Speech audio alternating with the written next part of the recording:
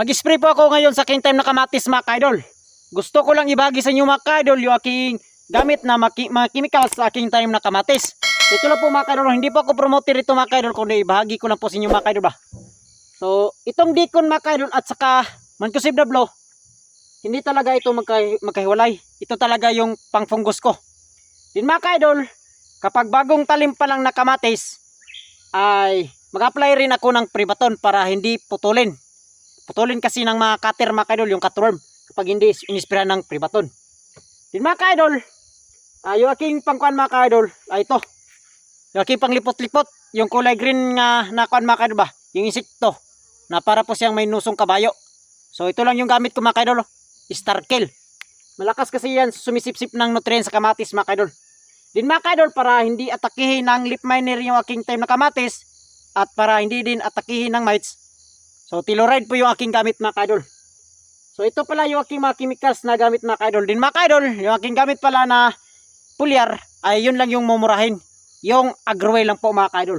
No, nag-spray kasi ako ngayon sa aking tanim na kamatis. So ipakita ko po sa inyo mga kaidol yung aking tanim na kamatis. So ito pala yung aking tanim na kamatis mga kaidol. So ito na area mga kaidol. So marami na po siyang damo mga kaidol. Kasi sa sunod na linggo mga kaidol ay linisan natin ito. Dahil habukan, habok kasi yung tawag sa amin mga kaidol, yung mga lupa ay dito ilagay sa puno. So tingnan mga kaidol, ito pala yung mga kamatis ko mga kaidol. Nag-umpisa na palang mamumulaklak yung aking tanim na kamatis mga kaidol. Ito mga kaidol, nag-umpisa na po siyang mamumulaklak.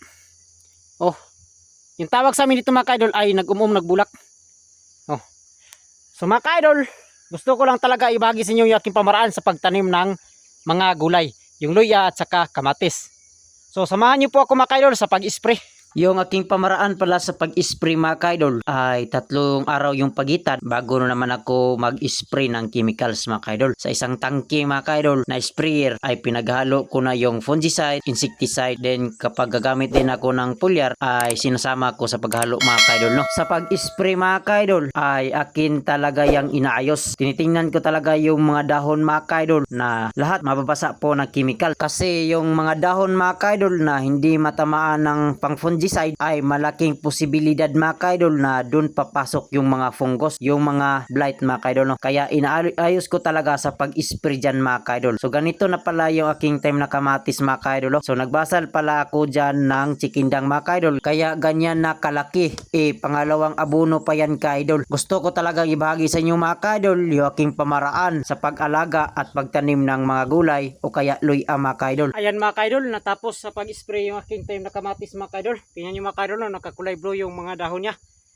So mga kaidol, yung aking pamaraan pala sa pag-spray ay 3 araw yung pagitan mga kaidol bago na naman ako mag-spray ng mga chemicals. Mixing ko na po yung mga kaidol, yung fungicide, insecticide, and foliar mga kaidol sa isang tangke. Yung aking iliwasan lang dyan mga kaidol ay yung chemicals na may copper. Kasi pare sa aking kalaman mga kaidol ay solo application lang po mga kaidol. Kaya sa pag-spray pala mga kaidol ng natin ay kailangan po mag-ingat po tayo mga kaidol. No?